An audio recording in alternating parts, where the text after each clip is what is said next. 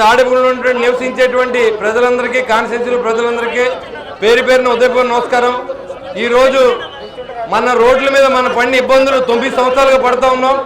ఆ ఇబ్బందులు తీర్చిన దేవుడు మనకి మరి బీసీ జనార్దన్ రెడ్డి గారి మిత్రులు పవన్ కళ్యాణ్ గారు మొట్టమొదటి లెటర్ ఈయనకే రాశారు। తాడేపల్లిలో లెటర్ ఇవన్నీ ఇవ్వాలి మీరని చెప్పి ఆ రోజు చేస్తే ఈ రోజు దాదాపుగా ఆయన 18 కోట్ల రూపాయల పైన ఈ రోడ్లన్నీ వేయించినందుకు వారి కృతజ్ఞతగా పూర్వకంగా ఇక్కడికి వచ్చారు, ఇన్స్పెక్షన్కి వచ్చారు। కృతజ్ఞతగా పూర్వకంగా కలవాలి।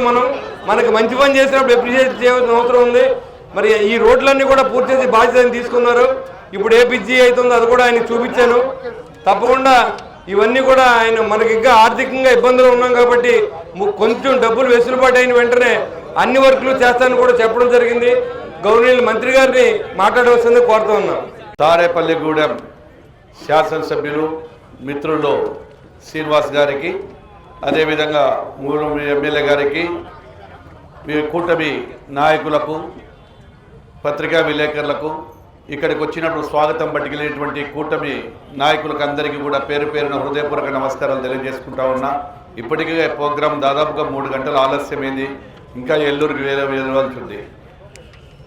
ఒక్కటే, శ్రీనివాస్ గారు శాసనసభ్యుడు అయిన మొట్టమొదట నేను కొత్తగా ప్రమాణ స్వీకారం చేసి ఛాంబర్కి వెళ్ళిన వెంటనే ఈయన ఇక్కడ జరిగినటువంటి అన్యాయము, ప్రస్తుతం కోట్ల విజయవాడ విశాఖపట్నం రోడ్డు గురించి, ఇక్కడ రోడ్ల పరిస్థితి గురించి నాకు చెప్పడం జరిగింది। ఆ రోజు చెప్పాను, కొద్దిగా ఓపిక పట్టండి, కొత్తగా ప్రభుత్వం వచ్చింది, ఏది ఏమైనా కూటమిలో నాడు R&B డిపార్ట్మెంట్ నిర్వీర్యమైపోయింది।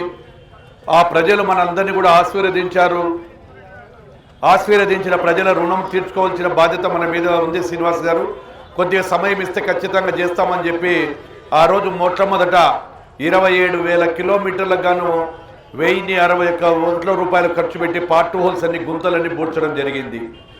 మళ్ళీ ఈ మధ్యకాలంలోనే రాష్ట్ర చరిత్రలో ఎప్పుడు కూడా ఒకేసారి 3,000 కోట్లు ఒక సంవత్సరం కూడా ఎక్కడ కూడా ఇవ్వలేదు, కంబైన్డ్ ఆంధ్రప్రదేశ్ ఉన్నప్పుడు కూడా ఇవ్వలేదు చరిత్రలో।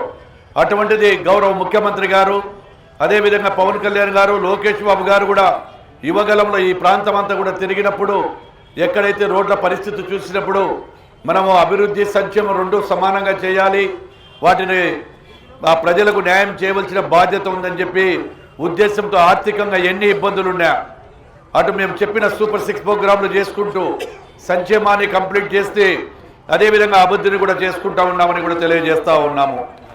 అదేవిధంగా ఈరోజు ఈ యొక్క తాడేపల్లి గూడానికి 31 కోట్ల రూపాయలు మదులు మంజూరు చేయడం జరిగింది। ఒక నాయకుడు శ్రీనివాస్ గారు ఎప్పుడు కలిసినా కానీ అభివృద్ధి గురించి తప్ప వేరే మాటే మాట్లాడాడు।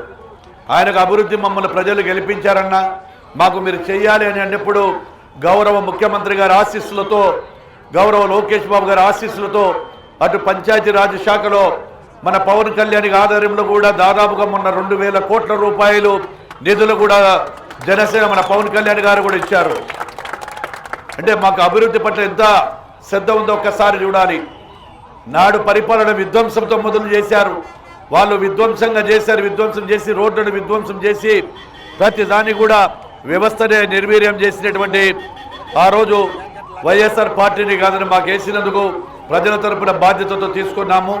అదేవిధంగా 16 కోట్ల 10 లక్షల రూపాయలు విజయవాడ విశాఖపట్నం, 2.5 కోట్ల రూపాయలు నర్సాపురం అశ్వారావుపేట, 4.5 కోట్లతో పెద్ద తాడేపల్లి వెంకటరామన్నగూడెము, వీటితో పాటు పార్ట్ హోల్స్ కూడా జరిగింది।